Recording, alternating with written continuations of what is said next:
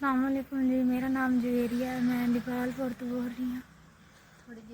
मेरा ना तीसरा ऑपरेशन है। अगे मेरे 2 बच्चे ऑपरेशन ना पैदा हुए, और तीसरा ऑपरेशन होना है।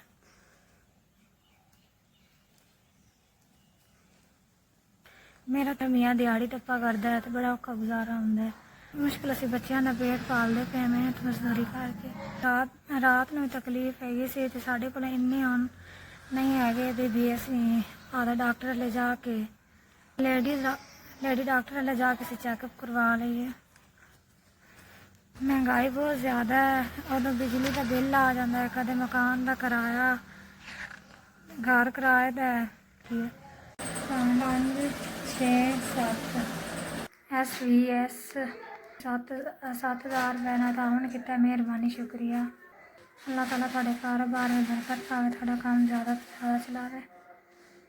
असी मेरे मुश्किल वक्त में काम आए ने। मैं ना पैसा ना लादा इलाज करा ले सकूँ, दवाइयाँ ले ले सा। अल्लाह ताला थोड़े बच्चों की ज़िंदगी लंबी करे, थोड़े माँ प्यो की करे, थोड़ी करे। 7,000 रुपये ना तावन कितना, मेहरबानी शुक्रिया।